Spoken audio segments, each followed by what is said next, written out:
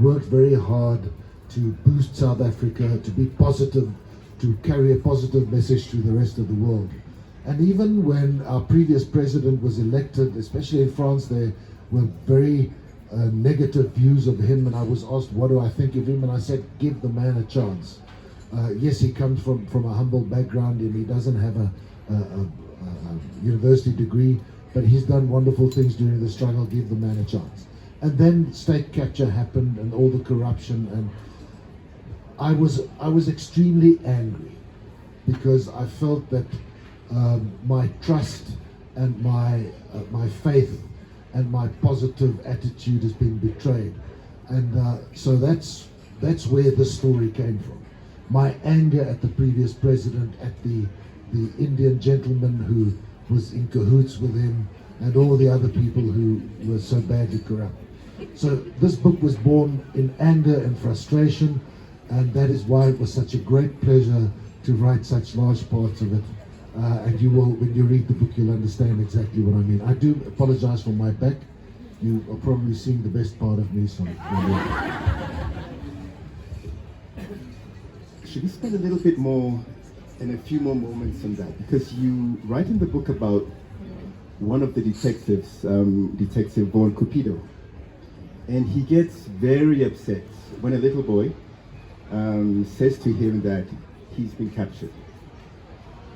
So what in your view has this word or this phrase, state capture, what do you think it's done to the collective psyche of South Africans? Well, I mean, I think, first of all, I think we're all a little bit ashamed of it. I think it has become a word that encapsulates so many negative things about the previous government.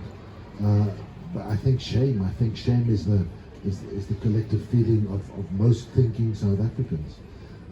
It was certainly for me and most of the people that I know. And I sense a certain impatience because you skip the State Capture Commission and you go straight for the assassin. Okay. So would you say you are frustrated by the pace of change in South Africa?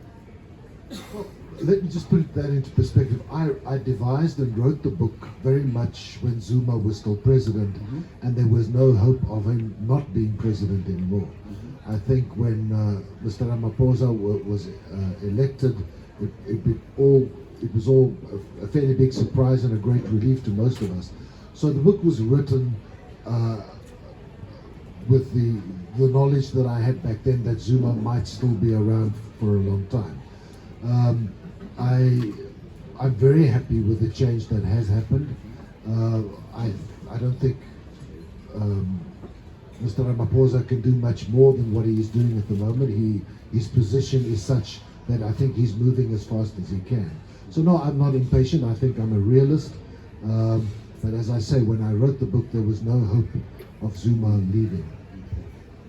So the time you wrote the book, did you feel hesitant at all to write the book? Because you wrote the book, I would imagine, at a time when the levels of paranoia within the government were perhaps higher than they are right now. So were you afraid of the knock in the night? Because essentially you've laid out the blueprint for the assassination of the president. No, I wasn't, because I mean, it's fiction. We live in a country with free speech, and I think most people back then in the National Security Agency, they don't read. So I wasn't too worried.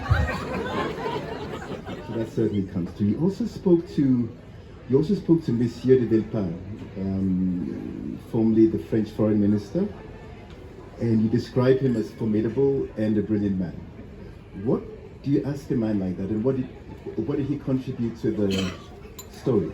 Yeah, Monsieur Jean de Villepin, he was Prime Minister of France, he was Foreign Minister, and when we had dinner with him around 2 years ago, he was then the envoy of the French president to China. He was sort of negotiating all sorts of deals with China.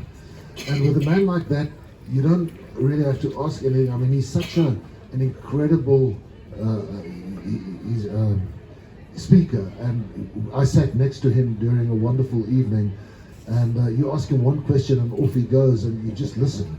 And he's got such incredible insight into world politics, on Donald Trump, on China, on the European Union, on Brexit. That you just listen. It was a really fantastic evening. I perhaps should just tell you the story. When we were invited to dine with him, Marianne and I, that evening, and he made a little speech, and then I got up and I said, well, I have something to thank you about personally, because 10 years, 15 years ago, when the late Andre Pierre Brink was still alive, Andre and I were invited to attend a big do when Villepin was still Minister of Foreign Affairs for France. And Andre Brink was extremely famous in France. And I remember standing next to Andre when de Villepin walked into this huge area, and there were several hundred people.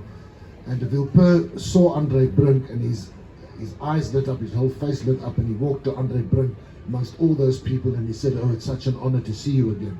And I stood there thinking, wow, I would love to one day, have that same sort of experience. And as they were talking, my eyes fell on de Villepin's bodyguard. And he was a very slim, dangerous looking man, but nondescript, short hair, no strong color in his face, but you could see he was very fit, very athletic. And I thought to myself, well, that could make an interesting character, a guy like that. And that finally became Lemmer, who you are now seeing in. So I said to Mr. Villepin, I said, well, thank you very much for Lemmer. He has served me well. And so de Villepin said, do you know why that guy was so slim and trim? I said, well, I assume they do a lot of training. He says, no, I pick them because I run 10 kilometers every morning and they have to run with me. So Deon, is this what you wish for South Africa, and do you think it's feasible? Yes, it is absolutely what I wish for South Africa. And I think it is feasible, but I am a realist. I think it's not gonna happen in my lifetime. But if, the most beautiful thing about the Springboks winning the World Cup is the slogan of stronger together. I really believe we are. And if we can really come together, we will be stronger and we can fix all the problems. So yes, that is my hope and my dream for South Africa. And I'm willing to do my part, and I hope everybody else is too. Brilliant, thank you very much.